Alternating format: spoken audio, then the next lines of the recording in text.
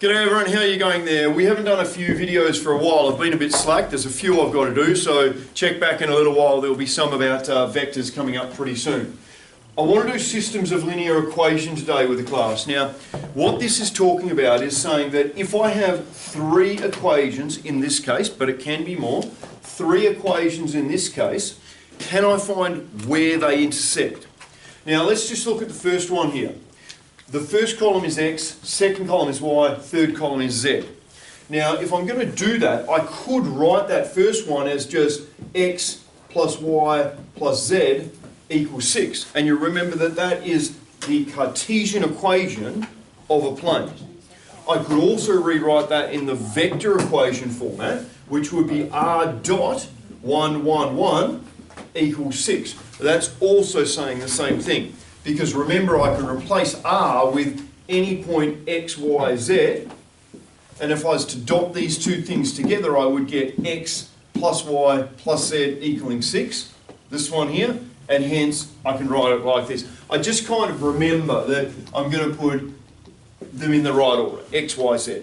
So when you see something like this, you've got to assume it's x, y, z number. Normally there's a dashed line down here, but there sort of doesn't have to be because the last number is always this one and the ones preceding it are the x, y, z. If you needed more than 3 or whatever, this is the other part of the equation. So generally you'll see it like this, nothing across here, and you interpret these in this format here. So that's the first thing we've got. Now that's a little bit of a long intro, but now what we want to do is recognise that we've got three equations and each one of them is giving me a plane in space. One might be here, one might be here, and another might be like this. Hopefully, somewhere in space, all three of those planes cross over at one point. And that point would then be the solution to the system of linear equations. Okay? So that would be the solution where all three are equal. A bit like if I give you two lines and find out where they cross over, that point is the solution where they're both equal. Well, now we're not talking about lines, now we're talking about planes in space. So hence why we need x, y, and z. Now they may cross over, they may not. In this case I know they do, but they don't necessarily cross over. They may be parallel. Or two of them may cross over, and a third one may be parallel to one of the existing ones. So there's lots of different situations that come about. In the first section of this book, we're just worried about those that intersect at a point. Right, let's get into the mathematics. I'm going to change the setup of this slightly. All I'm going to do is I'm going to put square brackets around the whole thing. What does that do? Not much, but it neatens it up a little bit. And then when I write it the next time, I can kind of make it a little bit neater rather than having to worry about having a room for 1x, 1y, 1z. Okay? So, here we go. What am I going to do? Well, I want to get what's called a reduced row echelon form, RREF. Now, what I'm going to try and do, I'm trying to get a 0 in this place here, a 0 in this place here, and a 0 in that place there. Now have a look at that. You might go, why? Like, what's that going to do? Well, look at this bottom equation. If this was 0, 0, number, isn't that 0x plus 0y equals, let's say, 5z equals 20, just to make the numbers easy? Well, 5z equals 20, I can solve that and find out z. Then I could take that one, put it into here, because this is so many y, so many x number. If I already know z, then I could solve for y. Then I could take both of those, put them back into here, and solve for x. Much the same as you do with linear equations. You solve for one of them, x or y, and then put it back into one of the equations to solve for the other one. Well, we're going to solve for one of them, then take that, put it into another, take that, put it into another. Now we generally do this, but in fact it doesn't really, there's many variations that can work. But I'm going to show you how to do this so that it always comes out real neat, always comes out real neat. So what am I going to do? Well, first of all, I want to get zeros in these two places here. That's my first step, okay? Now what I'm going to do with that is I'm going to use equation 1, and it doesn't matter which one I use here, okay? I'm going to use equation 1 to get a 0 there, and use equation 1 to get a 0 there. Now the notation that I'm going to use here, you'll notice I'm going to go a little smaller because I'm going to kind of shrink it out. I'm just going to write equation 1, not going to change that one, right? I'm going to go 1, 1, 1, 6. Not changing it.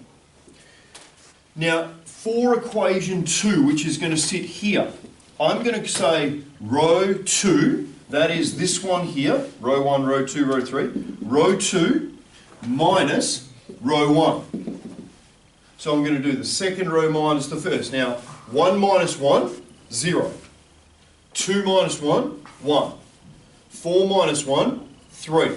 6 minus 6, 0. So I'm literally just subtracting one away from the other. Notice there's a 2 here. Well, if I want to use row 1, I'm going to have to go row 3 minus 2 lots of row 1. Kind of makes sense? 2 minus 2 lots of that is going to be 0. 3 minus 2 lots of that is going to be 1. Minus 3 minus 2 lots of that is going to be minus 5. And 20 minus 2 lots of that is going to be 8.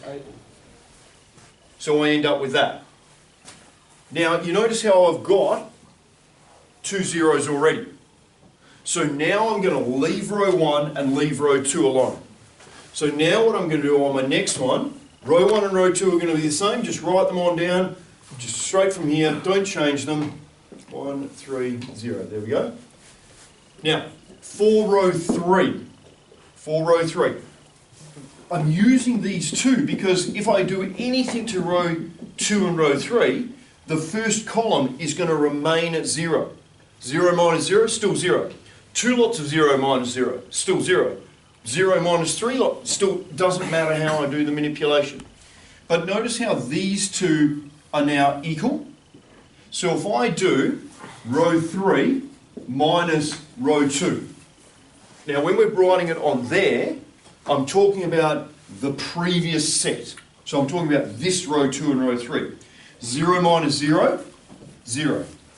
1 minus 1, 0. Minus 5, minus 3, minus 8.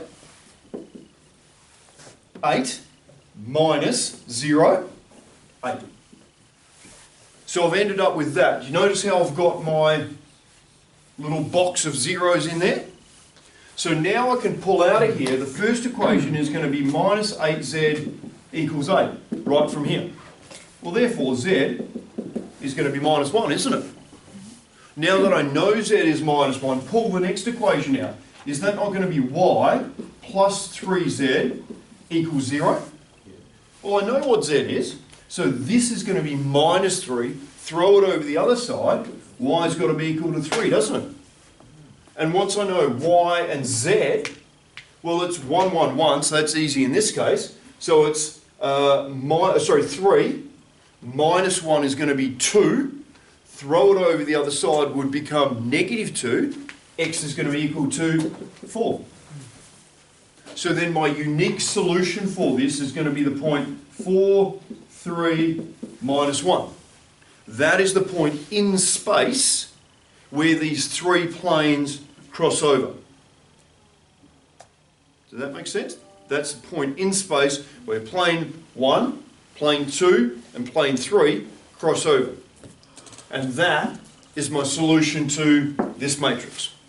Hope that one's helped. I know there's a lot in here. I know I kind of went through quick. Watch it again, try it. The number crunching's easy. You just got to understand what you're doing. Enjoy. See you later.